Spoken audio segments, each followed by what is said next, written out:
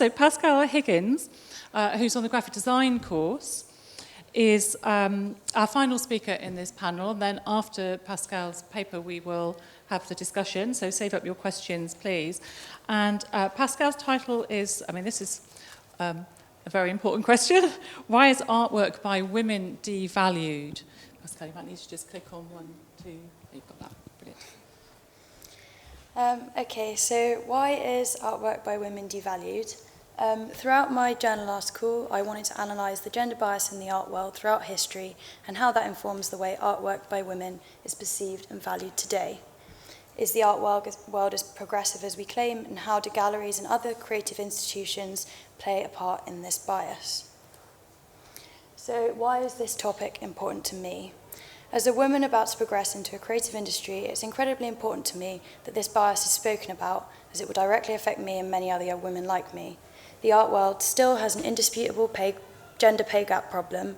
Work by female artists continues to sell for a fraction of the price received for comparable works by male artists. The artist and academic and author of Women Can't Paint, Dr. Helen Gorrell, studies the selling prices of 5,000 paintings and found that for every £1 a male artist earns for his work, a woman earns in mere 10p. To me, this statistic is shocking and has definitely encouraged me to explore the reasons behind this gender bias.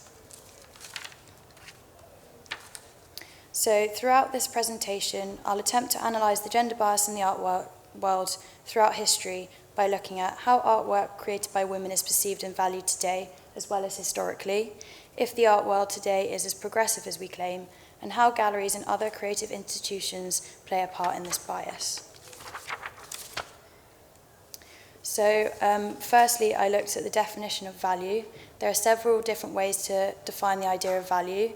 The Oxford Language Dictionary defines value as the importance, worth, or usefulness of something, and then secondly, the material or monetary worth of something. These definitions are intertwined in relation to my analysis. However, I'll mainly be focusing on the cultural value of women's artwork in comparison to the cultural value of art produced by men. In order to do so, I'll look at some of the most influential literature on this subject, whilst also exploring how this cultural value affects the pricing and monetary value of particular artworks. I will then examine the fame and cultural recognition that comes with success in the art world and any disparities between the male and female experience within this. So, this is a comparison of male and female artwork sold in 2022. The value and pricing of artwork created by women is still consistently low in comparison to their male counterparts. If we look at this evidence of 1 year in art sales, there's a revealing contrast in the sales of male compared to female artists. We saw a huge 11 billion worth of artwork sold at auction in 2022, and 9.7 billion of these artworks were by men, whereas works by women made up a mere 1 billion of that total figure, which is roughly 9.3% of the whole amount. So I'm going to go on to look at some examples. So the most expensive artwork sold ever by a woman is Jimson Weed White Flower No. 1 by Georgia O'Keeffe, which was sold for 44.4 million at Sotheby's in 2014. We then can compare that to the most expensive piece of art ever sold, which is Leonardo da Vinci's Salvator Mundi, which fetched 450.3 million in 2016 at Christie's, New York. Da Vinci is best known for his paintings Last Supper and Mona Lisa, and is widely regarded as the figurehead of the Renaissance period. However, the significant gap in the pricing of these two artworks may not be solely due to Da Vinci's undeniable artistic talent. The attribution of Salvator Mundi has been so widely debated that even Encyclopedia Britannica describes the piece as a heavily restored painting with questionable attribution. However, with its perceived connection to one of the great male artists of the Renaissance, it's perhaps not surprising that the painting shot to the top of the list of the most expensive art ever sold. What is curious is why an artwork known to be by Georgia O'Keeffe values so significantly less than an artwork that could not even be authenticated as by Da Vinci. This begs the question, are women artists perceived to be less talented than their male equivalents? In the 20th century, academics began to analyse disparities in the perception of women's art, and their conclusions were not positive. In her seminal essay, Why Have There Been No Great Women Artists, written in 1971 by Linda Nochlin, which addresses the historic gender bias in the artwork and how that has affected the artwork women have produced in the past and present.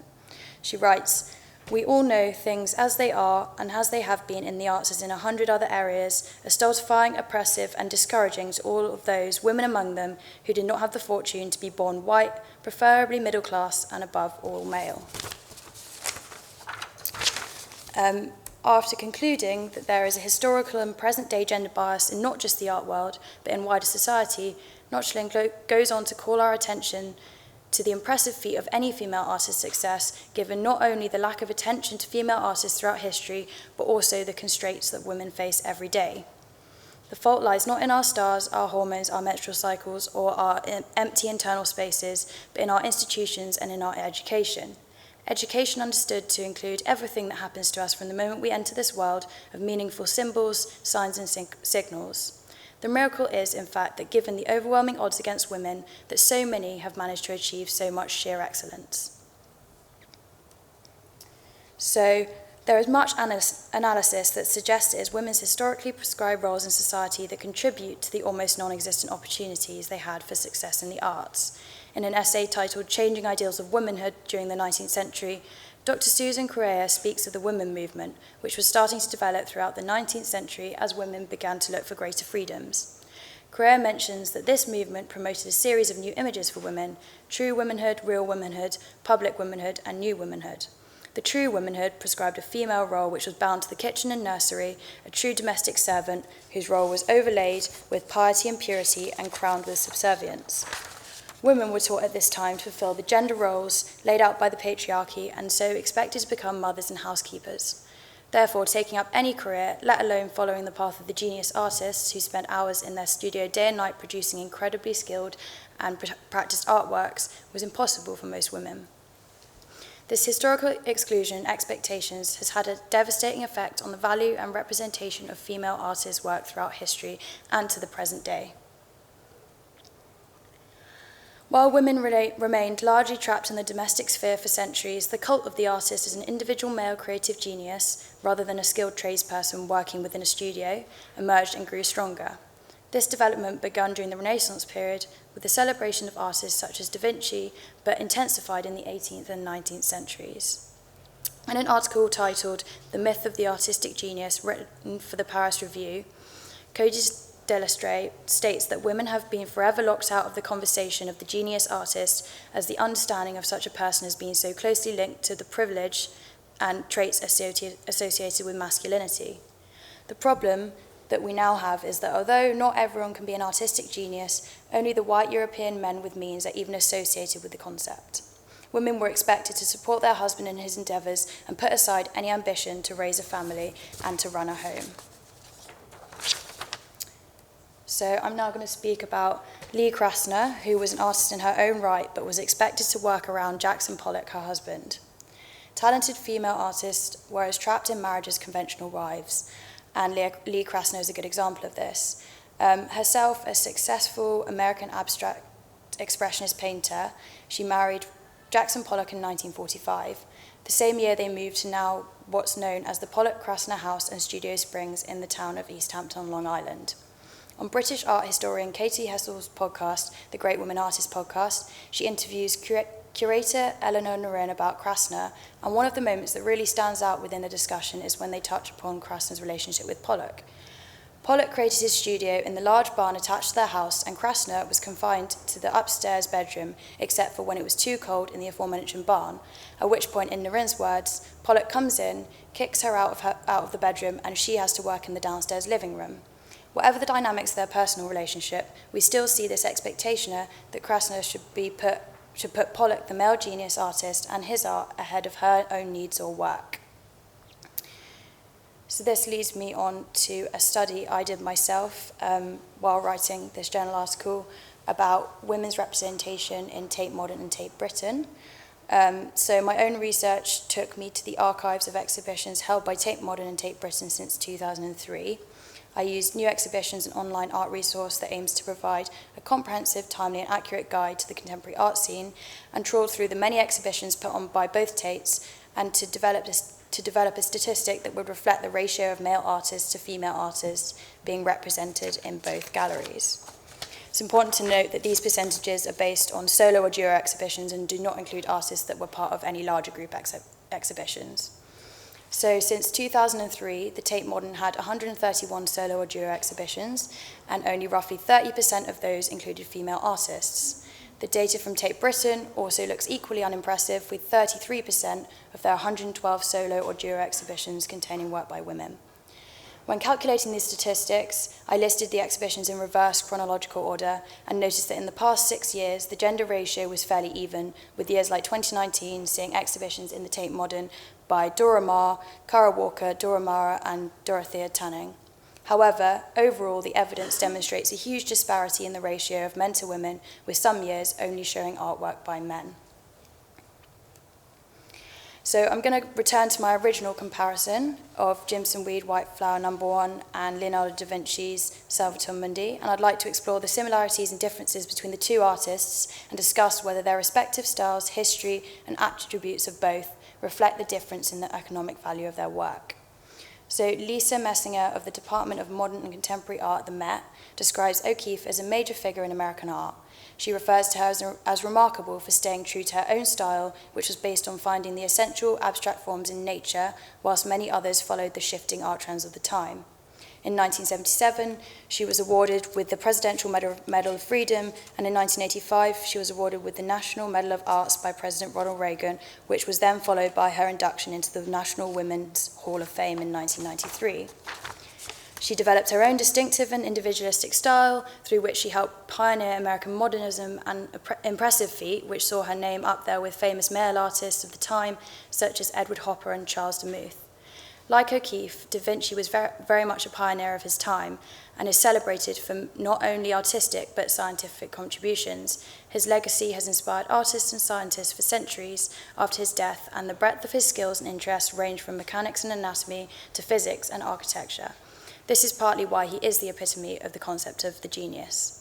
However, it's almost impossible to measure two people's successes against one another, as no one person lives the same life, and so we must collect the respective work and accolades of each artist and consider their overall achievement in relative terms. Both O'Keeffe and Da Vinci were individually successful in their retrospective timeframes. Da Vinci's work has the added benefit of time and as appreciator. No doubt his artwork would still be held in great esteem if he had lived more recently, but the enduring physicality of his work, as well as its immeasurable historical and cultural significance within its time period, definitely adds to its value. Completed works by Leonardo are few, and this could be another factor affecting the staggering price of Salvator Mundi and an acceptable reason for it to be valued more than O'Keeffe's work. However, it is the vast difference in the value of Salvator Mundi and Jimson Weed White Flower that implies the significance of patriarchal hierarchies and the cultural devaluing of feminine production. It is this which ultimately leads to the economic divergence between the genders and the artwork they produce. If we look more closely at O'Keeffe, it is to be noted that interpretations of her work have been skewed by the activities of her influential husband, and in many respects she found firm footing in the art world through him, as he was a prominent photographer and New York gallery owner. She became an art teacher and taught in various schools, a period within which she produced a series of charcoal drawings, which were ultimately what brought her to his attention. He promoted her work through 22 solo exhibitions alongside many group installations, and they ended up married by 1924. He recorded their marriage over 20 years through a series of photographs of O'Keeffe with her work. However, although these photographs were celebrated, a large proportion of them show her nude and provocatively posed, which contributes to the common misconception that her flower paintings are synonymous to eroticism and sexuality. We know that O'Keeffe herself didn't paint with this in mind, and Tanya Barson, who created her retrospective exhibition at the Tate, believes it's time to rethink those ideas about her work. They didn't come from her, they came from him, and we have to question the validity of those interpretations, since she constantly denied them over 6 decades. However, although O'Keeffe is without a doubt exceptionally talented, she, along with her art, still seems to be overshadowed by a man. His photos of her, although incredibly successful in their own right, begin to define her paintings through the male gaze by sexualizing not only her, but the material on which her work is based. What does this mean for the value of her work, and in turn, the value of any female artist's work? So to conclude, After analysing and reflecting on the gender bias in the art world, both economically and culturally, through the lenses of education, history, money and representation, I conclude that although women such as Linda Nochlin, Katie Hessel and Helen Gorrell have drawn attention to the continual patriarchal devaluing of women's artwork, the art community as a whole is not paying enough attention. It's odd that in the 21st century, a time in which the Western world claims progression, the ratio of female artworks to male artworks displayed in prominent galleries reports such an obvious disparity. This has consequences that extend beyond the rarefied world of museums. Job opportunities in an already competitive industry are even slimmer for women than for their male counterparts. How have we progressed to a point where women's creative education is encouraged, but out in the professional art world, a glass ceiling still exists? The value of women's artwork, no matter the genre or medium, will only begin to increase when creative institutions start to represent women as they do men, and the demand for female creative skills will consequently only rise when the patriarchal lens that is evident in the artwork is discarded. So thank you for taking the time to listen to me today.